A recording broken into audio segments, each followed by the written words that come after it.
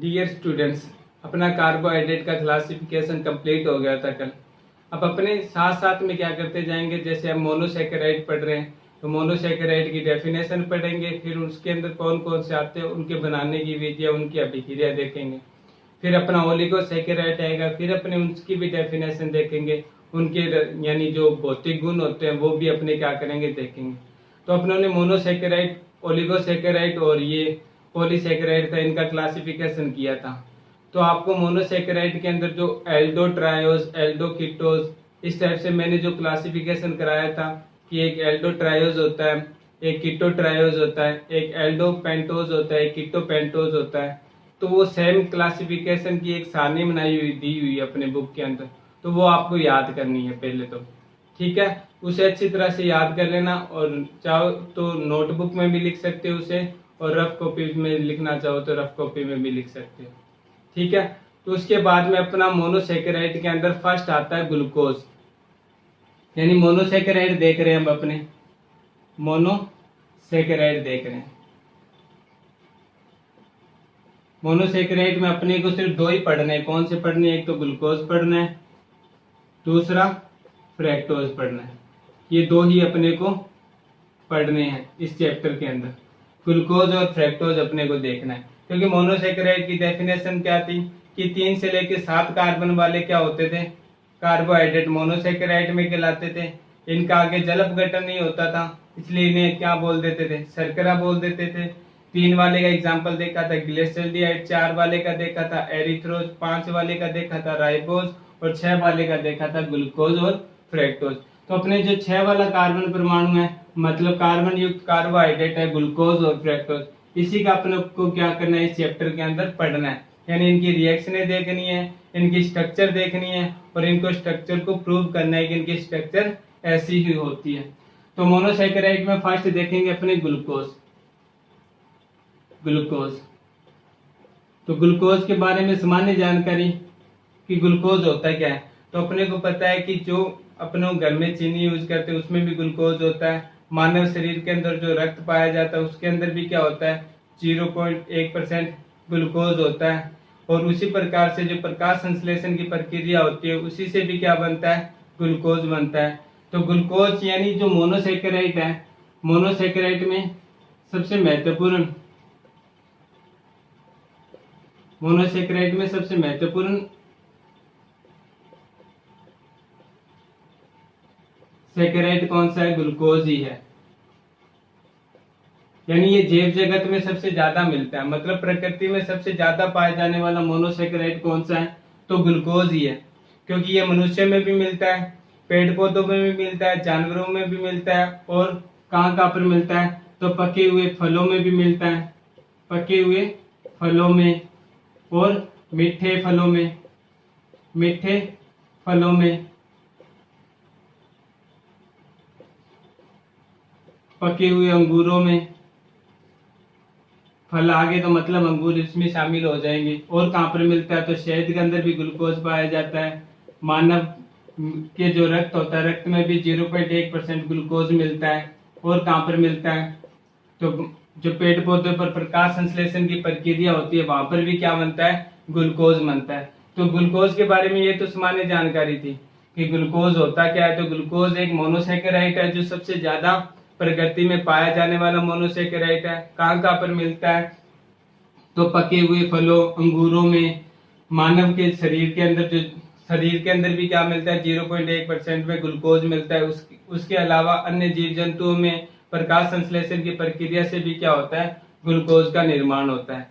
तो मोनोसैकेराइड में सबसे ज्यादा मात्रा में मिलने वाला कौन सा सैकेराइड है, तो वो ग्लूकोज ही है। तो ग्लूकोज के अगर फिजिकल गुण देखें कि इसका भौतिक गुण क्या होता है, तो भौतिक गुण के अंदर ग्लूकोज को अपने को सूत्र पता ही कि इसका सूत्र क्या होता है, C6H12O6, इसका क्या होता है, सूत्र होता है, फॉर्मूला होता है। यही क्या होता है, फ्रैक्टोज का भी यही सूत्र होता है। लेकिन ग्लूकोज के अंदर कौन सा समूह पाया जाता है, तो ग्लूकोज के अंदर अपन ने देखा था कि संरचना में एल्डो समूह पाया जाता है, यानी एल्डिहाइड समूह पाया जाता है।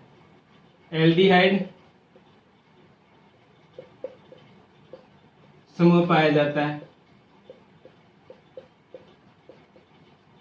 और 5 हाइड्रोक्सी समूह पाए जाते हैं। अपने चेक करेंगे कि 5 हाइड्रोक्सी समूह कैसे पाए जाते हैं, संरचना के अंदर चेक करेंगे।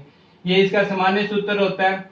एल्डिहाइड समूह इसमें पाया जाता है, 5 हाइड्रोक्सी समूह पाए जाते हैं। और क्या हो सकता है इसकी फिजिकल प्रॉपर्टीज के अंदर, इसका जो गलनांक होता है वो 146 सेंटीग्रेड होता है। और क्या होता है, ये क्रिस्टलीय रूप में किस रूप में पाया जाता है, तो C6H12O6H2O के रूप में ये क्रिस्टलीकृत होता है, क्रिस्टलीकृत होता है, क्रिस्टलीकृत होता है। और क्या हो सकता है, ये प्राकृतिक रूप से क्या होता है, सबसे ज्यादा मात्रा में पाया जाता है। ये भी अपने किस में रख सकते हैं, फिजिकल प्रॉपर्टीज के अंदर काउंट कर सकते हैं। तो फिजिकल प्रॉपर्टीज के अंदर आप अपने आप ही देख सकते हो कि क्या क्या चीजें होती है। मेनली ये चीजें तो अपने को याद ही रखनी होती है कि इसका जो गलनांक होता है वो 146 सेंटीग्रेड होता है। उसके बाद में अपने को पता है इसका सूत्र तो यही होता है। एल्डिहाइड समूह पाए जाते हैं, ये भी पता होता है। उसके बाद में 5 समूह पाए जाते हैं, ये भी पता होता है। और ये क्रिस्टलीकृत किस रूप में होता है, तो पॉइंट जो ग्लूकोज का सूत्र लगा के पॉइंट जल का एक अणु दिखा देंगे कि इस रूप में ये क्या होता है, क्रिस्टलीकृत होता है। ऐसी कंडीशनें पूछी नहीं जाती, वैसे भी अपने को बेसिक इनकी जानकारी रखनी होगी। बाय द वे कोई क्वेश्चन पूछ ही ले कि ग्लूकोज का गलनांक कितना होता है, तो वहां पर अपने को लिखना पड़ेगा कि 146 डिग्री होता है। एग्जामिनर कुछ भी पूछ सकता है, उसके पास बुक है, बुक में से उसे अच्छा लगा कि ये क्वेश्चन पूछ लेता हूँ तो वो पूछ लेगा। तो इसलिए अपने को सभी तरफ से क्या रखना है, ध्यान में रखना है। तो ये ग्लूकोज की तो भौतिक कंडीशनें होगी। अब ग्लूकोज के बनाने की विधि आती है कि ग्लूकोज बनते कैसे। तो ग्लूकोज के बनाने की फर्स्ट विधि आएगी, फर्स्ट विधि ग्लूकोज के बनाने की है सुक्रोज से, सुक्रोज से। अब अपने को पता है सुक्रोज क्या है, सुक्रोज का सूत्र क्या होता है, C12H22O11, ये इसका सुक्रोज का सूत्र होता है। ये सुक्रोज का सूत्र होता है। अपने को पता है ये है क्या, एक डाइसैकेराइड है, डाइसैकेराइड है, सैकेराइड है। आपको बताया था कि डाइसैकेराइड कौन से होते हैं, कि ऐसे ओलिगोसैकेराइड जिनके जल अपघटन से क्या होते हो, 2 मोनोसैकेराइड इकाइयां प्राप्त होती है, वो किस में काउंट कर लिए जाते हैं, डाइसैकेराइड में काउंट कर लिए जाते हैं। तो सुक्रोज का सूत्र अपने को पता है ये है, और ये एक क्या है, डाइसैकेराइड है। अपनों ने देखा था कि इसका जल अपघटन कराते हैं तो कितने टाइप के मोनोसैकेराइड प्राप्त होते हैं, 2 टाइप के मोनोसैकेराइड प्राप्त होते हैं। कौन से, एक तो ग्लूकोज होता है और दूसरा फ्रक्टोज होता है। कल आपको क्लास सारणी में आके बताया था कि ग्लूकोज यानी जो सुक्रोज का जल अपघटन करते हैं तो क्या प्राप्त होता है, ग्लूकोज प्राप्त होता है, और क्या प्राप्त होता है, तो फ्रक्टोज प्राप्त होता है। 2 चीज प्राप्त होती है। तो इसका जल अपघटन कैसे करेंगे, तो C12H22O6, जल अपघटन करना मतलब जल का अणु जोड़ना है। प्रेजेंसी को किसकी होगी, H2SO4 ले सकते हैं या फिर HCl ले सकते हैं, या फिर वो आपको H+ भी लिख सकता है। H+ का मतलब कि कोई भी आयन, H+ किससे निकलता है, अपने को पता है कि अम्ल क्या करते हैं, H+ आयन ही क्या करते हैं, त्यागते हैं। तो ये क्या लिख सकता है, H+ भी लिख सकता है। H+ का मतलब होगा जो जलीय विलयन होगा वो कौन सा होगा, अम्लीय होगा। या फिर वो H2SO4 सल्फ्यूरिक अम्ल लिख सकता है, HCl लिख सकता है, या H लिख सकता है। तो अपने को पता है कि ये सूत्र किसका है, सुक्रोज का सूत्र है। और जल अपघटन करा रहा है तो जल अपघटन से क्या होगा, C6H12O6 प्लस में C6H12O6, ये 2 ही अणु बनेंगे। क्योंकि 12 है तो 12 कंप्लीट हो गए, 22 और 2 कितने होते हैं, 24, तो 24 कंप्लीट हो गए। 6 इसके साथ में जुड़े हुए हैं, सॉरी यहाँ पर 11 आएंगे, 11 इसके साथ में जुड़े हुए हैं और 1 इसके साथ में 12, तो 6 कितने हो जाएंगे, 12 हो जाएंगे। मतलब अभिक्रिया अपनी क्या है, संतुलित है। अपने को पता है कि सुक्रोज का जब जल अपघटन कराते हैं तो क्या प्राप्त होता है, ग्लूकोज और फ्रक्टोज दोनों प्राप्त होते हैं। तो लिख देंगे, एक ग्लूकोज का अणु है, दूसरा फ्रक्टोज का अणु है। ग्लूकोज का अणु है, दूसरा कौन सा है, फ्रक्टोज का अणु है। अभी यहाँ पर ग्लूकोज है तो मतलब इसमें कौन सा समूह है, एल्डिहाइड समूह है। यहाँ पर फ्रक्टोज है तो मतलब इसमें कौन सा समूह है, कीटो समूह है। इससे क्या हो जाएगा, सुक्रोज का जो जल अपघटन करा रहे हैं, जल अपघटन से क्या प्राप्त हो रहा है, अपने को ग्लूकोज भी प्राप्त हो रहा है और फ्रक्टोज भी प्राप्त हो रहा है। ये ग्लूकोज के बनाने की फर्स्ट विधि थी। बुक में यहाँ तक लिखा हुआ है कि बस यहाँ तक क्या हो गया, अपना ग्लूकोज और फ्रक्टोज बन गया। बनाना क्या है, अपने को ग्लूकोज बनाना है। फर्स्ट विधि में सुक्रोज से बना रहे हैं, लेकिन इसके अंदर फ्रक्टोज भी बन रहा है और ग्लूकोज भी बन रहा है। अब इसको क्लासिफिकेशन भी करेंगे, मतलब किस प्रकार से ये बना है, ग्लूकोज भी बना है फ्रक्टोज भी बना है, तो निकालेंगे कैसे। तो निकालने के लिए इन दोनों को क्या किया जाता है, ग्लूकोज और फ्रक्टोज को कैल्शियम हाइड्रोक्साइड का जो जलीय विलयन होता है उसके अंदर डाला जाता है। कैल्शियम हाइड्रोक्साइड के जलीय विलयन पर डालने पर ग्लूकोज क्या बनाता है, तो ग्लूकोज बनाता है कैल्शियम ग्लूकोसेट बनाता है, ग्लूकोसेट बनाता है। और जो फ्रक्टोज होता है वो क्या बनाता है, वो कैल्शियम फ्रक्टोसेट बनाता है, कैल्शियम फ्रक्टोसेट बनाता है, फ्रक्टोसेट बनाता है। यहां तक कोई प्रॉब्लम, यानी कहने का मतलब ग्लूकोज का जल अपघटन कराया, चाहो तो आप यहां तक रिएक्शन को छोड़ सकते हो। लेकिन आगे समझने के लिए कि जो ये ग्लूकोज है और फ्रक्टोज है, ये तो क्या हुआ, समान मात्रा में मिल गया। इनसे अपने को ग्लूकोज अलग करना है और फ्रक्टोज भी अलग करना है। यही अभिक्रिया अपने क्या करेंगे, फ्रक्टोज के बनाने में यूज करेंगे, और यही अभिक्रिया अपने किस में बनाने में यूज करेंगे, ग्लूकोज के बनाने में यूज करेंगे। तो दोनों के लिए अभिक्रिया एक ही यूज कर रहे हैं। वहां पर कंफ्यूज होगा कि पहली अभिक्रिया में तो आपने ग्लूकोज का बनना दिखा दिया और फ्रक्टोज को कम मात्रा में ले लिया, दूसरी अभिक्रिया में आप कहने लगे कि फ्रक्टोज इसमें बन गया और ग्लूकोज बन गया, ग्लूकोज को आपने क्या कर दिया, देखा ही नहीं, इग्नोर कर दिया, और फ्रक्टोज को आपने क्या कर दिया कि बना दिया।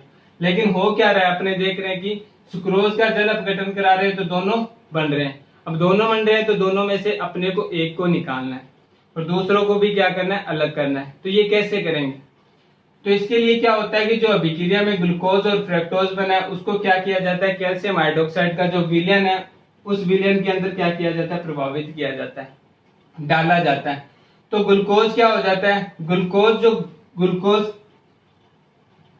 क्या लिखा हुआ है, ग्लूकोसेट के रूप में, ग्लूकोसेट के रूप में क्या हो जाता है, इस विलयन के अंदर विलयशील हो जाता है। जबकि जो फ्रक्टोज होता है वो कैल्शियम फ्रक्टोसेट के रूप में क्या हो जाता है, अवशेष के रूप में।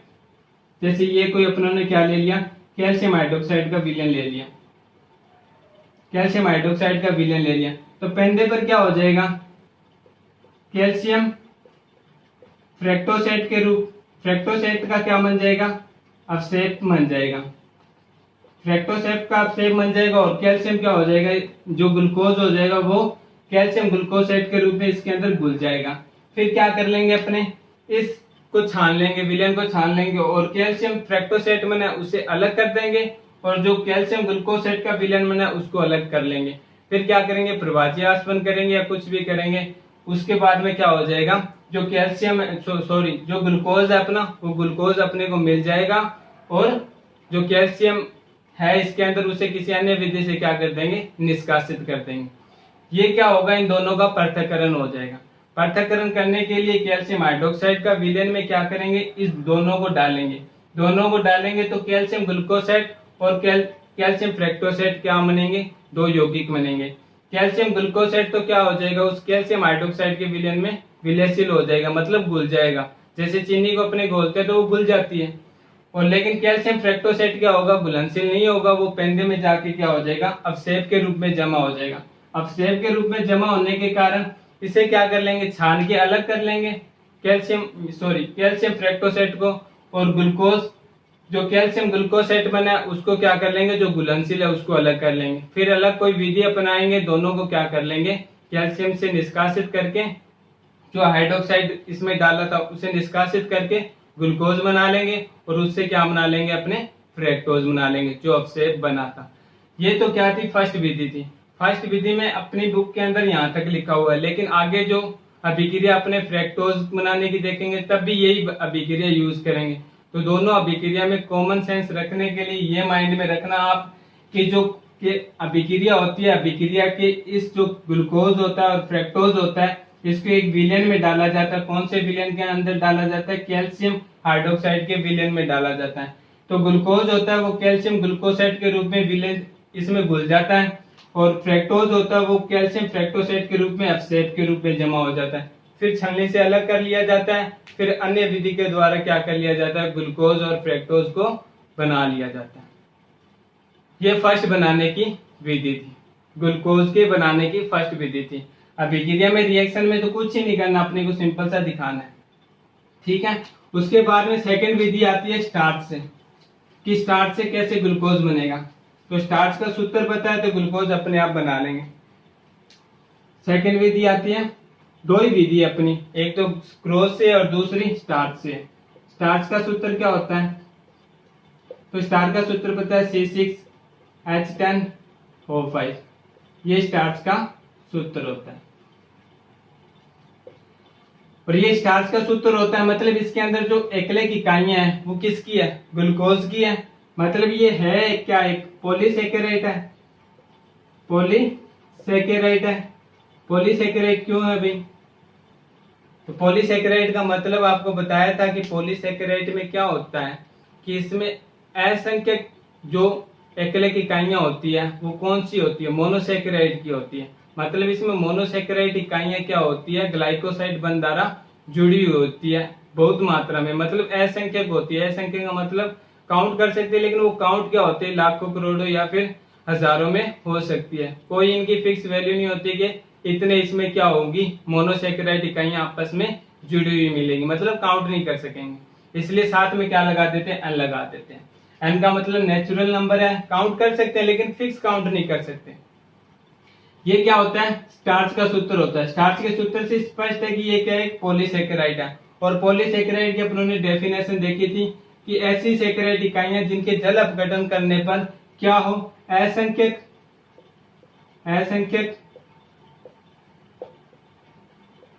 मोनोसेकेराइड इकाइयां प्राप्त होती है। मोनोसेकेराइड इकाइयां क्या होती है, प्राप्त होती है। तो अपने को स्टार्च से बनाना है क्या, ग्लूकोज बनाना है। और ग्लूकोज का अपने को क्या करना पड़ेगा, ग्लूकोज बनाने के लिए स्टार्च का जल अपघटन करना पड़ेगा। स्टार्च का सूत्र अपने को पता है, स्टार्च का सूत्र क्या है, C6H10O5N है। तो अब जल के साथ अपने को क्या करना है, जल अपघटन कराना है। अब जल के कितने अणु लूंगा, N है, तो मतलब जल के अणु भी कितने लूंगा, N ही लूंगा। जल अपघटन कराना है तो जल अपघटन के लिए H+ डायरेक्ट लिख दिया। आप चाहो तो H2SO4 सल्फ्यूरिक अम्ल भी लिख सकते हो, हाइड्रोक्लोरिक अम्ल भी लिख सकते हो, लेकिन मैंने एक विलेन के रूप में, मतलब विलेन कौन सा, अम्लीय विलेन है, इसलिए H+ लिख दिया। अब अपने को पता है कि ग्लूकोज का सूत्र क्या होता है, C6H12O6 होता है। ये ग्लूकोज का अपनों ने सूत्र लिख दिया, क्योंकि 6 कार्बन 6 दिख रहे हैं, 10 और 2 12, H12 दिख रहे हैं, O कितने 5 और 1 6 दिख रहे हैं, लेकिन N साथ में जुड़ा हुआ है तो यहाँ पर क्या लिख देंगे, N। अब ये खुद ही दिखा रहा है कि जो पॉलीसेकेराइड होता है उसका जल अपघटन कराया जाता है तो असंख्यक मोनोसेकेराइड इकाइयां प्राप्त होती है, या बहुत संख्या में बोल सकते हैं अपने इसे, बहुसंख्यक क्या होती है, मोनोसेकेराइड इकाइयां प्राप्त होती है। स्टार्च का जल अपघटन हो रहा है और कितनी ग्लूकोज की इकाइयां प्राप्त हो रही है, तो N इकाइयां प्राप्त हो रही है। N कितनी भी हो सकती है, हजारों लाखों, कितनी भी ग्लूकोज की इकाइयां इसके अंदर क्या हो सकती है, प्रेजेंट हो सकती है, किसके अंदर, अगर स्टार्च का अपना जल अपघटन कराते हैं। तो ये दो विधि थी ग्लूकोज को बनाने की। फर्स्ट थी सुक्रोज की, जल अपघटन कराओ, 2 अणु दिखा दो, दोनों का सूत्र क्या होगा, सेम होगा, एक ग्लूकोज होगा एक फ्रैक्टोज होगा। फिर दोनों को क्या करो, कैल्शियम हाइड्रोक्साइड के जलीय विलयन में डालो, बनेगा क्या, कैल्शियम ग्लूकोसेट बनेगा और कैल्शियम फ्रैक्टोसेट बनेगा।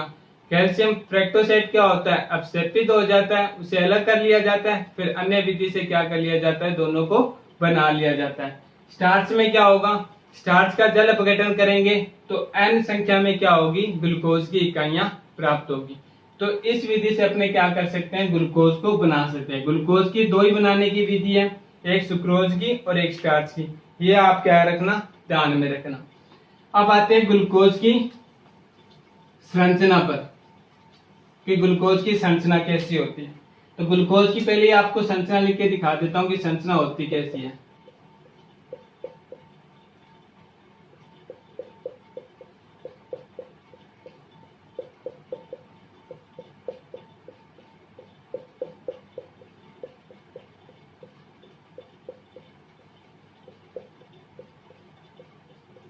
ये ग्लूकोज की संरचना होती है। ये बाद में चेक करेंगे कि O इधर आना था, ये OH उधर आना था। वो संरचना अपने आवर्त संरचना देखेंगे, उसमें स्पष्ट हो जाएगा कि किस टाइप से वो आएगा। मेनली एक बार संरचना ये रख लो, शॉर्ट में आप इसे लिख सकते हो, तो ऐसे लिख सकते हो CHO CH कितने 4 बार आप क्या करने 4 बार, ऐसे 4 बार चल रहे हैं तो 4 बार आपने क्या कर दिया, लिख के दिखा दिया। लास्ट में क्या है CH2OH है, 6 कार्बन का है। तो ये ग्लूकोज की क्या होती है, सामान्य संरचना होती है। एक बार अपने को ये देखना है कि ग्लूकोज की संरचना ये होती है, बाद में ग्लूकोज की संरचना अच्छे से चेक करेंगे कि कैसे ग्लूकोज की संरचना बनती है। एक बार तो अपने को सिर्फ ये संरचना देख सकते हो या फिर ये संरचना माइंड में रख सकते हो। तो इसके अंदर होता क्या है, अपने को पता है कि इसके अंदर एक एल्डिहाइड समूह प्रेजेंट है, एक एल्डिहाइड समूह प्रेजेंट है,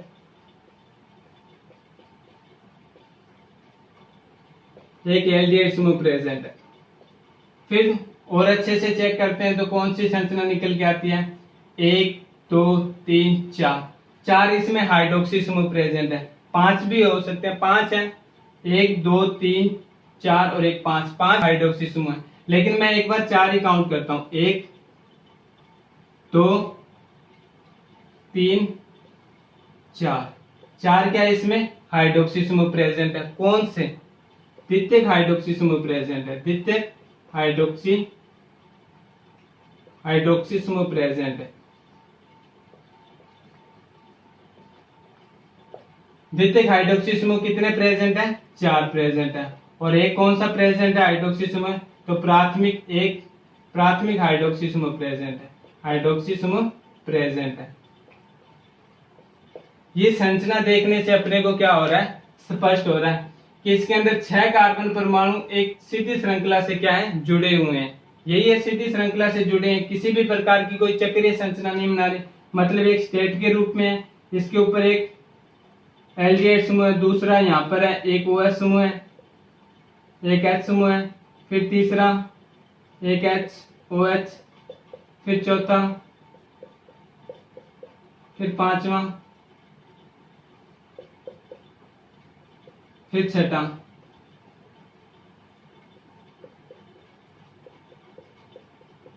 ये बोल सकता हूं इसी टाइप से क्या हो रही है, संरचना चल रही है।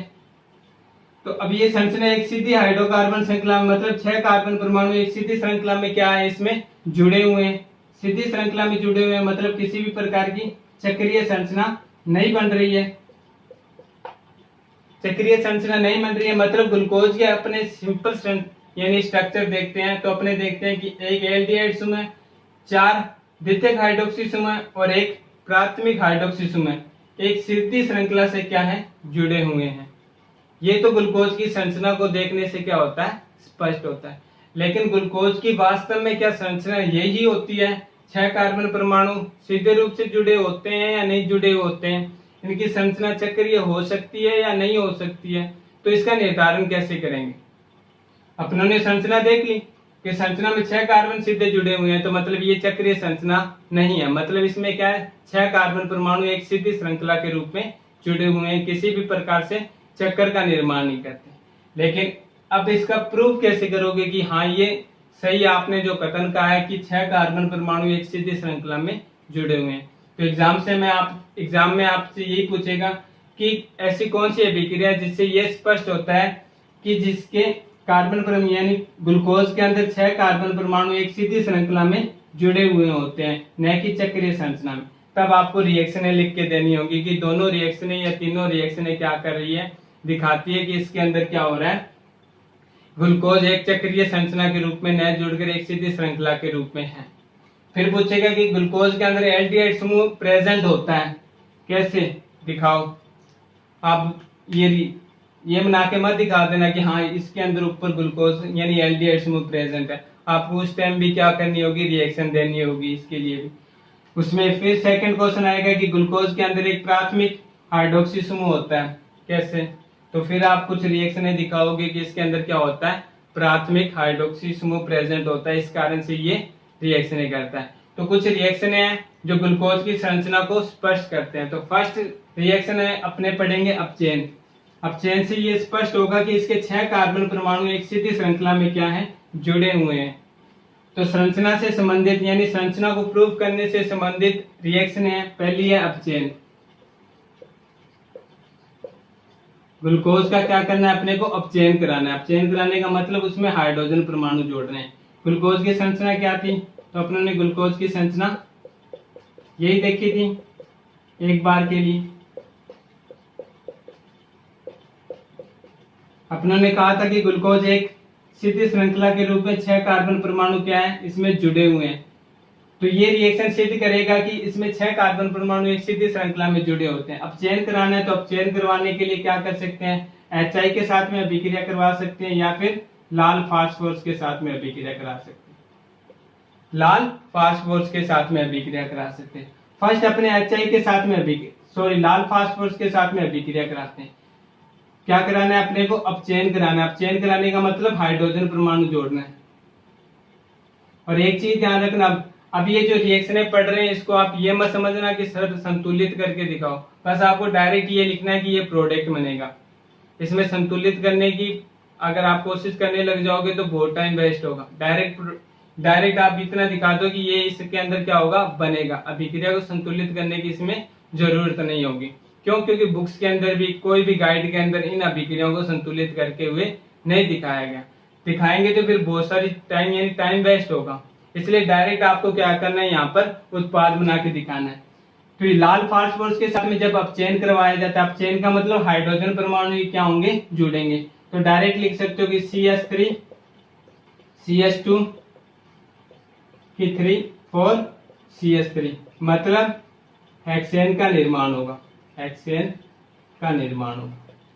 जब लाल फास्फोरस की उपस्थिति में ग्लूकोज का अपचयन करवाया जाता है तो हेक्सेन का निर्माण होता है, जो ये सिद्ध करता है कि ग्लूकोज के अंदर 6 कार्बन परमाणु एक सीधी श्रृंखला में क्या है, जुड़े हुए हैं। अपने को पता है कि हेक्सेन की संरचना देखते हैं तो 1 2 3 4 5 6 7 6 कार्बन परमाणु एक सीधी श्रृंखला में होते हैं। तो ये ग्लूकोज की संरचना में डिसाइड करते हैं कि इसके अंदर 6 कार्बन परमाणु क्या है, एक सीधी श्रृंखला में क्या हुए, जुड़े हुए हैं। तो ये इसकी फर्स्ट रिएक्शन थी। आपको ये रिएक्शन आप संतुलित करने लग जाओगे तो आप सोचोगे कि 6 इसमें हाइड्रोजन परमाणु होते हैं, 6 हाइड्रोजन परमाणु निकालने हैं और साथ में इसके साथ में 2 हाइड्रोजन परमाणु इसके साथ में जोड़ने हैं और 1 हाइड्रोजन परमाणु इसके साथ में जोड़ना है। कैसे करेंगे, तो इसलिए डायरेक्ट आप ये क्या कर सकते हो, जो उत्पाद है अपना उत्पाद लिख के दिखा सकते हो। कोई आपको जरूरत नहीं है कि अभिक्रिया संतुलित करके दिखाओ। इसके अंदर रेयर चांस में अभिक्रिया अपने को संतुलित करनी होगी। जो करनी होगी वो आपको बता दी जाएगी कि यहाँ पर अभिक्रिया आपको क्या करनी है, संतुलित करनी है। अदरवाइज आप क्या करते जाओ, डायरेक्ट उत्पाद ही याद करते जाओ। याद कैसे रखोगे, लाल फास्फोरस की उपस्थिति में जब ग्लूकोज का अपचयन करवाते हैं तो हेक्सेन का निर्माण होता है, जो सिद्ध करता है कि ग्लूकोज के अंदर 6 कार्बन परमाणु एक सीधी श्रृंखला में जुड़े हुए रहते हैं।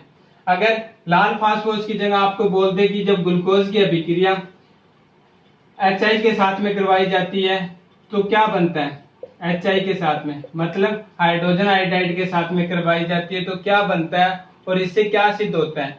तो जब अपने लिखेंगे कि ग्लूकोज की अभिक्रिया या अपचयन HI के साथ में करवाया जाता है तो क्या बनता है, CH3 CH2 CHI CH2 की 3 CH3 मतलब 2 आइडो हेक्सेन बनता है। 2 आइडो हेक्सेन बनता है। 2 आइडो हेक्सेन बनता है, जो ये दिखाता है कि ग्लूकोज में क्या है, 6 कार्बन परमाणु एक सीधी श्रृंखला में जुड़े हुए हैं। क्योंकि हेक्सेन क्या होता है अपने को पता है, एक सीधी श्रृंखला में जुड़ा हुआ रहता है। इसके अंदर कोई भी ऐसे नहीं होता कि चक्रीय रूप से हेक्सेन बने। अगर चक्रीय रूप से बनता तो वो साइक्लो हेक्सेन बनता, लेकिन यहाँ पर हेक्सेन बन रहा है तो मतलब एक सीधी श्रृंखला है। सीधी श्रृंखला का मतलब संतृप्त हाइड्रोकार्बन और संतृप्त हाइड्रोकार्बन में भी कौन सा, एल्केन है।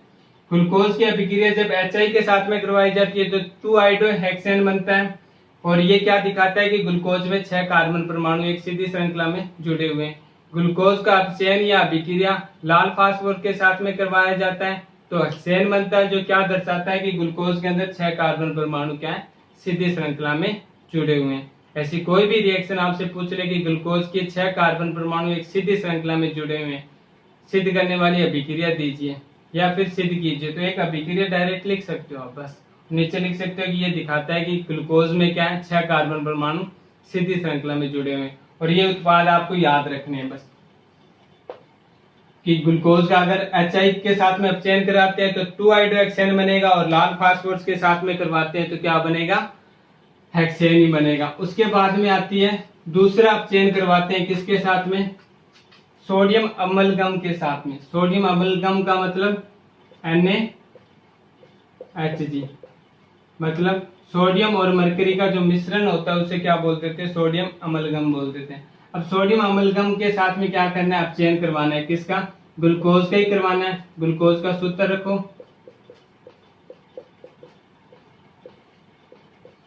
CH2OH। अब इसमें क्या बनेगा, इसके अंदर क्या होगा, कर क्या रहे हैं अपने, ग्लूकोज का अपचयन किसके साथ में करा रहे हैं, सोडियम अमलगम के साथ में करवा रहे हैं। तो होगा क्या, CH2, यहाँ पर जो एल्डिहाइड समूह था वो किस में कन्वर्ट हो जाएगा, प्राथमिक हाइड्रोक्सी समूह में कन्वर्ट हो जाएगा, और वैसे का वैसा बना रहेगा। मतलब इसके साथ में अपने क्या करेंगे, एक हाइड्रोजन इसके साथ में जोड़ देंगे और एक हाइड्रोजन O के साथ में जोड़ देंगे, तो यहाँ पर क्या आ जाएगा, हाइड्रोक्सी समूह आ जाएगा।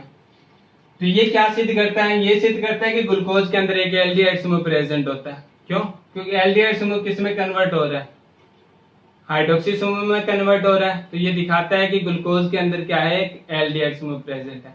ग्लूकोज के अंदर एक एल्डिहाइड समूह प्रेजेंट होता है, अभिक्रिया दीजिए। तो आप क्या कर सकते हो, क्या आप बोल सकते हो कि सोडियम अमलगम के साथ में अपचयन करवाते हैं तो क्या होता है, ग्लूकोज से क्या बनता है, ग्लूकोज से इसे बोलते हैं सोबिटल बोलते हैं, सोबिटल